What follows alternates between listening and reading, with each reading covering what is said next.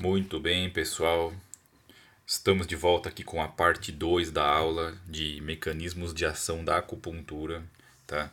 É, Para quem por acaso chegou nesse vídeo aqui de primeira, vale a pena visualizar primeiro a parte um da aula, onde eu abordei esse número um mecanismos locais, o número 2 que são os mecanismos segmentares, e para essa aula aqui eu deixei o número 3 pendente, né? Porque ia ficar muito longo o vídeo, então eu preferi dividir em dois, tá? Então agora nós vamos começar com os mecanismos suprassegmentares que são a nível cerebral, tá? E não só cerebral como tronco encefálico, enfim. Vamos lá. Então a acupuntura suprassegmentar, ela é realizada de duas maneiras, tá? Então o mecanismo de ação, ele se dá de duas formas. Ou ele vai se dar através de uma parte neurohormonal generalizada, que envolve a liberação de beta-endorfina e aparentemente de encefalina, mas a beta-endorfina é com certeza, tá? Principalmente aí falando a respeito de hipotálamo, enfim. E também pode se dar de outra maneira, que é por meio de mecanismos neuronais descendentes, tá? Então podem ser mecanismos serotoninérgicos, adrenérgicos ou através desse DNIC que nós vamos ver logo mais, tá? São essas duas formas pelas quais o sistema nervoso central alto, né, que no caso é o cérebro, ele controla a dor, tá? Então, falando a respeito, né, dos mecanismos neuronais descendentes, tá? Retomando para lembrar, eles vão ser serotoninérgicos ou encefalinérgicos, ou esse DNIC, que é o controle inibitório difuso a partir de agentes nocivos. Nós vamos explicar melhor isso mais para frente, então calma, vamos por partes, tá? Quando a gente fala de suprassegmentar, do que a gente está falando? Tá? Então nós estamos falando principalmente de tronco encefálico, tá? De diencéfalo e de telencéfalo, que são realmente estruturas mais altas do sistema nervoso central. O tronco encefálico, para quem não lembra, é a transição entre a medula e o cérebro, tá? Então ele vai compor essa transição, tá? Existem duas formas de transmitir o impulso, ou gerado pela dor ou gerado pela agulha. E a gente já viu isso, mas nós vamos relembrar, porque é importante. Tá? Então, vamos dizer que o, você teve uma dor sentida na sua pele. Essa dor ela ativou as fibras C, que ativou a substância gelatinosa de Rolando. Em qual lâmina mesmo? Isso aí, turma, lâmina 2, parabéns, é isso aí, muito bom. Tá? A substância gelatinosa, ela ativa as células de ampla variação de dinâmica. Em qual lâmina? Isso, muito bem, lâmina 5, isso mesmo. E essa dor vai subir, essa informação da dor vai subir pelo trato espino-reticular. Tá? Então, o que ele faz, o trato espino-reticular? Ele carrega informações geradas pela estimulação de neurônios nociceptivos de dor e vai levar para onde? Para a formação reticular, para o tálamo e para o hipotálamo. Tá? O trato espinotalâmico ele vai carregar o impulso da agulha de acupuntura. Tá? Então a fibra A delta, que está em verde no desenho, ela foi estimulada por essa sensação aí de agulhada, ferroada, tá? Ela transmite dois ramos, um ramo para células pedunculadas, tá? Lembra? Para inibir a dor, né? E um ramo para células marginais, que estão em que lâmina? Lâmina um, muito bem. Parabéns, vocês estão indo bem, turma. Então vamos lá. Então, as células marginais, elas pelo trato espinotalâmico, o que vai acontecer com esse trato? O que ele vai fazer? Ele vai carregar informações geradas pelos receptores térmicos e receptores dos estímulos de ferroada para o tálamo ventro posterior, que é o tálamo ventro posterior. A maioria das células que lança seus prolongamentos para o trato espinotalâmico vai se encontrar então na zona marginal, que é a lâmina 1 de Hexet, que a gente já falou aqui, tá? E essa é a função do trato espinotalâmico. Vai chegar no tálamo, do tálamo vai lá pro córtex sensitivo, e aí a gente entendeu o estímulo, tá? O cérebro entendeu. Muito bem, os mecanismos suprassegmentares, né, eles têm uma analgesia que pode ser modulada ou por mecanismo opioide ou por mecanismo não opioide. E a gente já viu também, né, na aula passada, uma introdução aqui sobre os mecanismos, ou sobre os peptídeos opioides, né, que são produzidos dentro do nosso corpo. Tá? Então são basicamente a endorfina, que a gente chama de beta-endorfina, a encefalina, a dinorfina e a orfanina, tá? Que também é conhecida como nociceptina. Esses são os peptídeos opioides endógenos que a gente produz. Tá? Então a endorfina, ela está presente no mesencéfalo, na substância cinzenta periaquedutal e na pituitária. Onde que fica a substância cinzenta periaquedutal? Ela fica ao redor do aqueduto de Silvius, que está lá no mesencéfalo, tá? Então, é bem a substância que envolve o aqueduto, tá? Os receptores que captam a endorfina são mu e delta. A eletroacupuntura, para eu ativar a endorfina, eu uso a eletroacupuntura em que frequência? 2 a 4 Hz. E se eu usar baixas doses de naloxona, eu já bloqueio essa endorfina. A encefalina está presente também na medula espinhal, tá? Lembra que ela era aquele mecanismo segmentar que a gente falou? Falou em mecanismo segmentar, que é medula, lembrou de encefalina. Qual que é o mnemônico para lembrar? Segmencefalina. É ruim, mas lembra. Então, é o que importa. Segmencefalina, tá? A encefalina, então, ela ativa receptores mu e delta. A eletroacupuntura de baixa frequência também a estimula e é bloqueado com baixas doses de naloxona. Tá? Eu vou falar isso na aula de eletro, mas eu vou falar aqui também para lembrar. Baixa frequência, a eletroacupuntura de baixa frequência, ela é estimulada por endorfina e encefalina. As duas começam com en. Então, baixa frequência é en, tá? A dinorfina, olha só, vamos aproveitar. A dinorfina, ó, ela é estimulada quando a gente usa eletroacupuntura de alta frequência, ó, de 50 a 100 Hz, tá? Então, desses três aí, dois são estimulados com a baixa frequência e a dinorfina é estimulada com a alta frequência. A dinorfina está presente na medula espinhal e no tronco cerebral. Os receptores que a captam são principalmente o kappa e ela é bloqueada com altas doses de naloxone, tá? Muito bem. Para terminar com a orfanina, que é a nociceptina. Ela está presente no prosencéfalo, no mesencéfalo e na medula espinal. Está um pouquinho mais alto lá. Tá? Apesar de estar na medula também, ela está mais alta. Ela ativa receptores mu, a eletroacupuntura de baixa frequência a estimula e não se sabe se existe a possibilidade de fazer bloqueio com naloxone. Tá? Muito bem. E aí tem peptídeos também não opioides que também são usados como moduladores, tá? Que são no caso a serotonina e a ocitocina. A serotonina, ela ativa no controle da dor, principalmente em tronco cerebral, e a ocitocina tem efeito analgésico, ansiolítico e sedativo. Ela é liberada com massagem leve e estímulo principalmente em região ventral. Isso já caiu até em prova, viu, de residência. Acho que foi até em 2018, se eu não me engano. Pode ser que eu esteja errado, mas eu acho que foi em 2018. E ele perguntava justamente com o toque leve, qual peptídeo que você estimula, e aí era a ocitocina.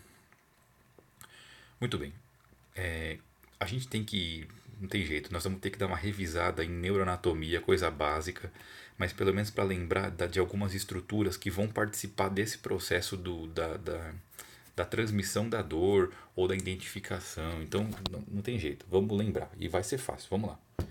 Então, primeira coisa que a gente tem que lembrar é da substância cinzenta periaquedutal, que a gente vai usar a sigla SCPA.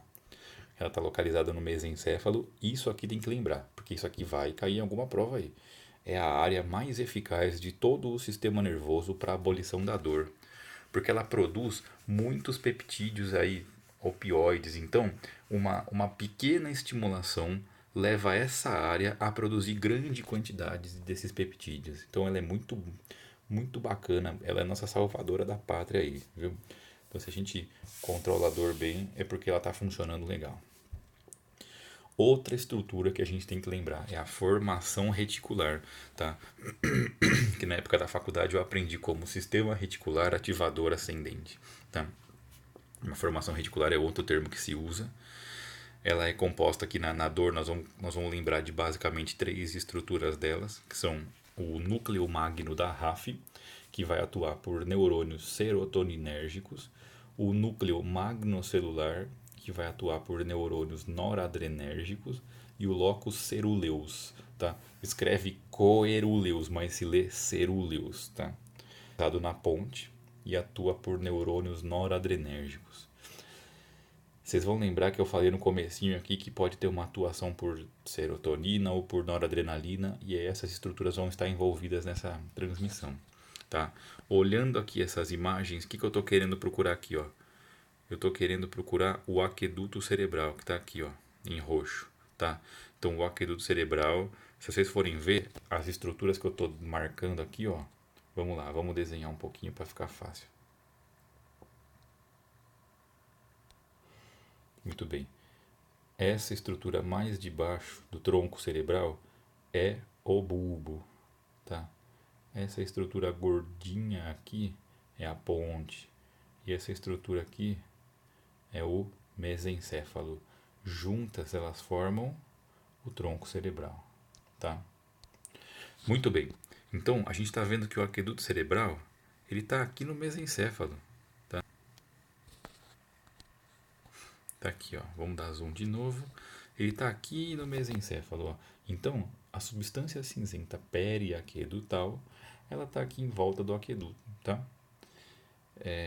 Olhando esse corte aqui do mesencéfalo, olha essa substância aqui cinzenta, tá vendo? Então, tem o aqueduto cerebral, que está aqui em inglês, tá? Então, para quem não entende inglês, está aqui em inglês, aqueduto cerebral. E essa estrutura que o rodeia em cinza é a substância cinzenta periaquedutal, tá? Vamos apagar tudo e passar para o próximo. A formação reticular, ela está espalhada ao redor do tronco aqui, ó. Então, ó, todas essas partezinhas cinzas são a formação reticular. E aí cada estrutura vai ter o seu lugar. Então, ó, eu já achei aqui nesse desenho aqui, ó, o núcleo magno da RAF tá aqui no meio da imagem, tá? A gente tem em outras imagens aqui, ó, outra imagem bonita do núcleo magno da RAF aqui em vermelho aqui embaixo, ó. Ó, tá vendo? Bacana, né? Tá. Tem o locus cerúleus, que também está espalhado aqui pelo tronco cerebral, e o núcleo magnocelular também, tá? Então aqui, ó, outra imagem bonita do locus cerúleus aqui. Vamos ver se dá para aumentar mais. Aí, locus cerúleus tá bonitinho aí em azul, tá? Enfim, são essas estruturas que no final das contas estão espalhadas aí pelo tronco cerebral, tá? Vamos passar para o próximo então para continuar. Lembrar então que os mecanismos suprassegmentares vão se dividir em serotoninérgicos e noradrenérgicos, esses têm uma maior atuação, e o DINIC, né, vai ter uma menor atuação, os controles inibitórios difusos a partir de agentes nocivos. De qualquer forma, nós vamos passar, porque já teve questão sim do DINIC, mesmo caindo pouco, mesmo sendo pouco útil, ele também cai na prova, tá? Então, quais são as palavras-chave que eu tenho que lembrar quando eu falar de sistema serotoninérgico, né, de controle? Obviamente tem que lembrar de serotonina, certo? E a gente também vai ter que lembrar desse caminho aqui, ó, da substância cinzenta periaquedutal por núcleo magnocelular. Essas duas estruturas vão atuar juntas na inibição da dor. Então vai ter que lembrar de uma influenciando a outra, tá? E outra coisa que vai ter que lembrar é do giro do cíngulo, tá? Que nós vamos ver também logo mais. Faz parte do sistema límbico. Beleza. Muito bem. Então olha só, de novo o desenho safado, tá? Então a fibra C transmite sensação de dor, a fibra delta transmite sensação de ferroada, que é levada através das células marginais para o núcleo talâmico lateral ventroposterior, de onde se projeta para o córtex e se torna consciente, tá? Então, já expliquei, vamos passar mais rápido por isso. De qualquer forma, a célula marginal, ela sobe até o tálamo e para o córtex sensorial. Aqui a gente percebeu que teve a sensação, tá? Marginal está na lâmina 1, substância gelatinosa está na lâmina 2 e as células de ampla variação dinâmica estão na lâmina 5. Eu recordo isso toda hora porque uma hora vai entrar na cabeça, então assim, não se ofenda. Muito bem. Primeira estrutura nova que apareceu aqui na imagem. Apareceu o mesencéfalo. Então, eu coloquei antes a imagem porque assim, a gente tinha que lembrar que as células marginais, além de fazerem sinapse no tálamo, lá em cima, elas também fazem sinapse na substância cinzenta periaquedutal, tá? Que está lá no mesencéfalo, tá? E essa substância cinzenta periaquedutal, tá? Ela tem aqui essa ramificação, né, da célula marginal até ela, tá? E eu coloquei um pontinho vermelho para vocês perceberem onde que está o mesencéfalo aí. Esse mesencéfalo, ele está muito próximo, né? A substância cinzenta periaquedutal está nele. E o que a substância cinzenta periaquedutal vai fazer? Tá? A beta-endorfina, quando você ativa a substância cinzenta periaquedutal, a beta-endorfina vai inibir os neurônios inibitórios que existem aí. E isso vai liberar o, o trajeto SCPA-NMC. Tá, então como é que vai fazer? Vamos repetir para ficar melhor. A substância cinzenta periaquedutal, depois que é estimulada, começa a produzir beta-endorfina, que inibe o núcleo magnocelular. Então, o núcleo magnocelular inibido envia estímulos serotoninérgicos para as células pedunculadas. E se vocês bem se lembram, as células pedunculadas, através da encefalina, vão inibir a substância gelatinosa e a dor não se propaga através dela. Então nós temos aqui a primeira forma alta, sistema nervoso central lá alto de inibição da dor, que é quando as células marginais fazem a sua sinapse lá com a substância cinzenta periaquedutal, tá? Muito bem. A substância dada só pelas células marginais, ela também recebe fibras endorfinérgicas, opioides, que vêm do tálamo. Então agora a gente tem também uma setinha verde chegando lá do hipotálamo, desculpa, não é do tálamo, é do hipotálamo. Então vem essa setinha verde lá do hipotálamo e vai estimular ela, tá? Mas da onde que vem a ordem para o hipotálamo trabalhar a substância cinzenta periaquedutal? Essa ordem vem lá de cima do córtex pré-frontal, tá? Então, essa ordem vem lá de cima, que é esse trajeto em vermelho, estimula a célula aqui em verde, que é na cor verde, até a substância cinzenta periaquedutal, tá? E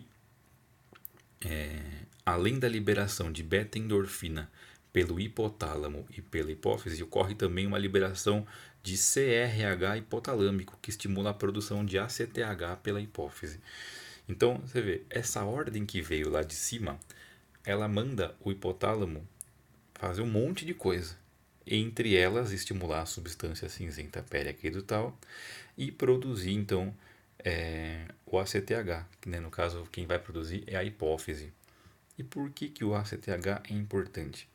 Porque o ACTH faz um caminho direto até a adrenal e induz ela a produzir cortisol, que quando é liberado na corrente sanguínea é responsável por parte do efeito anti-inflamatório que a gente tem com a acupuntura. Então, por isso que quando a gente faz acupuntura a longo prazo, os processos inflamatórios, tá? Por fim, então, ó, foca agora no trato espinorreticular, que está em vermelho lá, ele sai das células de ampla variação dinâmica. Essas células de ampla variação dinâmica lançam lá pela coluna o trato espinorreticular. Se ele é espinorreticular, ele passa pela espinha, que no caso é medula, e passa pelo sistema reticular, que está lá no tronco cerebral. É a mesma coisa que o trato espino-talâmico, né, que vai, beleza? Então, ó, o trato espino-reticular faz uma sinapse, ele se ramifica aqui em dois, e lá no tálamo ele vai estimular córtex pré-frontal e giro do cíngulo. E aqui termina o sistema serotoninérgico. Mas que raio que é o giro do cíngulo? Vai ver logo mais. Então aguenta aí um pouquinho, porque a gente vai começar a entrar em sistema límbico. O que eu tenho que saber então de sistema serotoninérgico de controle da dor? Tem que lembrar da serotonina, que é o principal neurotransmissor do sistema suprassegmentar serotoninérgico. Tem que lembrar desse eixo SCPA-NMC, que é onde o SCPA libera endorfina e com isso inibe o NMC. O NMC, uma vez inibido, permite a estimulação endorfinérgica das células pedunculadas e elas inibem a chegada do estímulo de dor ao córtex. Muitas questões falando sobre isso falam que assim, no meio da questão você fala assim, o tal inibe a inibição. Toda vez que inibir a inibição, tem que prestar atenção para ver quem é que está inibindo, né? Então, no final das contas, tem que ver se o SCPA está inibindo a inibição do NMC e com isso, com a inibição da inibição, é que se dá o controle da dor. O giro do cíngulo faz parte do sistema límbico que interpreta a dor afetiva. Então, aqui começamos a falar sobre sistema límbico, porque falou de dor, tem que falar do sistema límbico. E o giro do cíngulo está totalmente relacionado com a resposta afetiva da dor. Muito bem, então vamos falar um pouquinho mais sobre giro do cíngulo. Aqui nós vamos dar um pouquinho mais de valor ao sistema límbico, que é o quê? O sistema das emoções.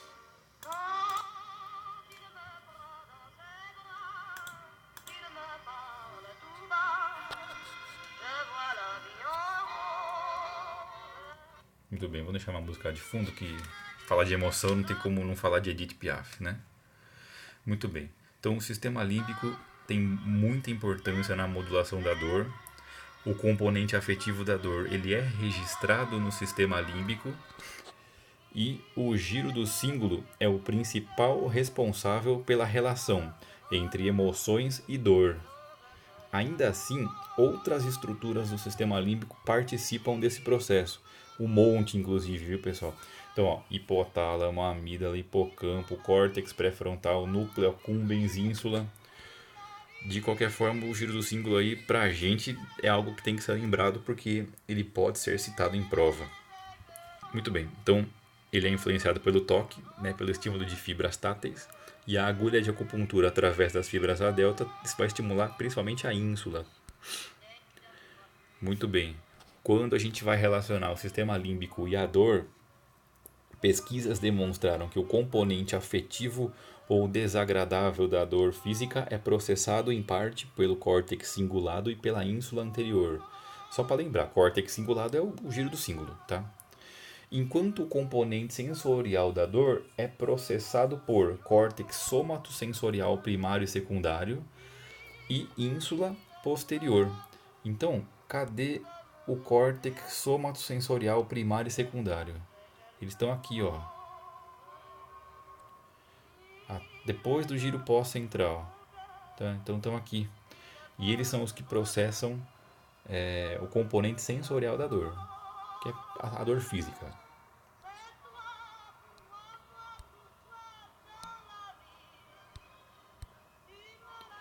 Muito bem. Parou a Edith agora, porque a gente vai falar de sistema noradrenérgico, coisa séria. Então, ao contrário dos axônios serotoninérgicos que descendem do núcleo magnocelular, as fibras noradrenérgicas não operam por meio dos interneurônios encefalinérgicos que são vinculadas na medula espinal. Então, até agora, a gente percebeu que assim, se for pegar em parte segmentar ou parte suprassegmentar serotoninérgica, a gente sempre atua através das células pedunculadas ou que também são chamadas de interneurônios, e essas células elas inibem a transmissão de dor. Só que agora a gente está vendo que tem um novo caminho para inibir a dor, que não é esse caminho que a gente já sabe conhecia até agora, tá? Então os axônios noradrenérgicos, eles fazem a inibição direta sobre muitos tipos de células espinais com as quais eles fazem contato sináptico. Então vamos com calma porque vai começar a bagunçar um pouquinho, tá? Então palavra-chave importante. Nós vamos ter que lembrar das três estruturas que são aquelas estruturas alternativas para inibir a dor. Então nós vamos ter que lembrar do subnúcleo reticular dorsal do bulbo, que é o R, o núcleo paragigantoccelular, que é o NPGC, e o locus ceruleus, que a gente já citou um pouquinho, vamos falar um pouquinho mais dele. A gente vai ter que lembrar também do DINIC, que nós vamos aprender daqui a pouco. Estou deixando sempre para depois, mas vai chegar lá. E lembrar do hipotálamo, que são os núcleos arqueados, que tem uma participação importante na liberação de beta-endorfinas. Então vamos lá. Lembrou de novo, aqui eu vou nem repetir mais que já encheu o saco de vocês, né? Então, rapidão. Ferroou a pele, a fibra A delta estimula a célula marginal sobe o trato espinotalâmico, ramifica no mesencéfalo em direção à substância cinzenta periaquedutal, a outra ramificação até o tálamo e chega lá no córtex sensorial. Tá? Olha só a bagunça que aconteceu agora. Vamos voltar aqui o slide só para vocês reparem no desenho, para vocês verem o que de novo surgiu. Então, até então, as células marginais só tinham duas ramificações que a gente conhecia. Só que vocês vão aprender que ela tem mais uma ramificação. Olha só, antes daquela ramificação que vai para a substância cinzenta periaquedutal, tem uma ramificação que vai para o subnúcleo reticular dorsal do bulbo, que está com a letra R marcadinho aqui em preto. Vai também para o núcleo paragigantoccelular, que está aqui marcadinho em rosa. E vai para o locus ceruleus, que está marcado em verde claro. Então essa ramificação das células marginais, ela acontece de verdade, tá? E estimula essas três estruturas novas até então para a gente. Vocês vão reparar que o locus ceruleus e o subnúcleo reticular dorsal do bulbo, eles estão enviando comunicação direta com a substância gelatinosa. Então, elas também inibem a dor dessa forma. Isso, estamos começando a falar do DINIC, mas nós vamos falar mais a seguir. Então, ó, o DINIC ficou em vermelho, a seguir a gente fala mais. Só para terminar, o núcleo paragigantoccelular ele não tinha ramificação nenhuma até então, estava lá no meio perdido. E aí a gente colocou mais uma ramificação saindo dele até chegar na substância gelatinosa. E a noradrenalina, quando a gente estimula o núcleo paragigantoccelular, ele, através de noradrenalina, inibe a substância gelatinosa, tá? Lá na lâmina 2, né? Então, ele pode inibir diretamente a substância gelatinosa, ou ó, ele lança um prolongamento aqui, ó, para o locus ceruleus, tá vendo que está em rosa aqui? E o locus ceruleus também vai inibir a substância gelatinosa. Então essa inibição pode ser direta ou indireta. O locus ceruleus também vai atuar através da noradrenalina. E por isso que esse sistema se chama noradrenérgico. Tá? Vamos ver então o que é esse safado desse DNIC aí. Tá? É o controle inibitório difuso por agente nocivo. É um poderoso sistema que suprime a dor. Ele é opioidérgico, ele gera opioides endógenos e atua nos neurônios de ampla variação dinâmica da medula espinal. Cadê os neurônios de ampla variação dinâmica? Voltei um slide para ver. Está aqui em vermelho, ó.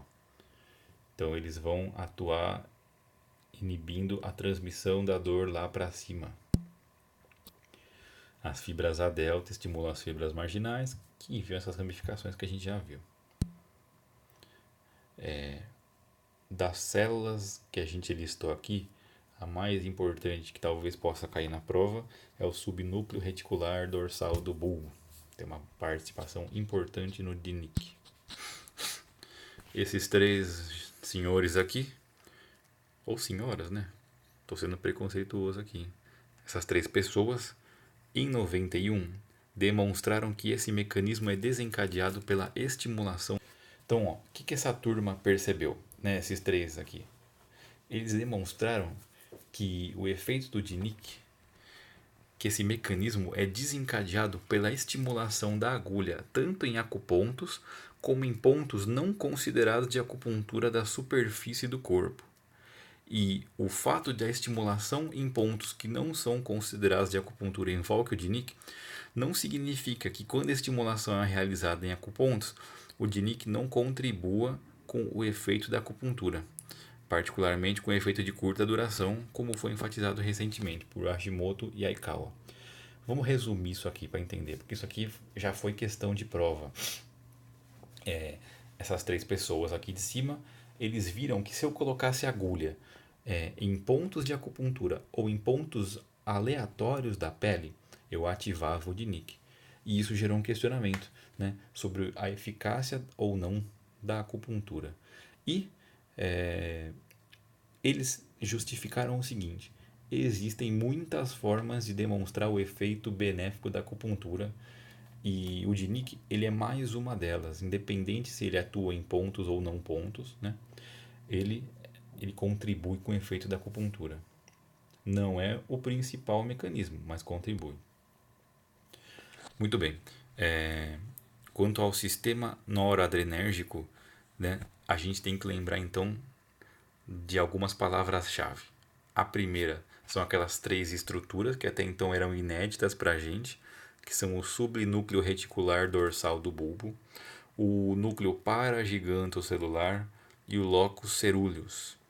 Tem que lembrar do DINIC e lembrar do hipotálamo, que tem uma participação importante no sistema noradrenérgico. Vamos aproveitar para falar um pouquinho sobre as fibras A beta, que a gente não citou. A gente citou fibra C, fibra A delta, mas a beta ainda não. E a beta é estimulada por um tato mais fino e o TENS estimula ela. O que é o TENS? É a estimulação transcutânea, estimulação elétrica transcutânea. Tá? Muito bem. Agora a bagunça tá feita, né? De qualquer jeito, vamos lá. Foca na fibra beta que está em vermelho. Ela vai lançar dois ramos que vão alcançar a substância gelatinosa.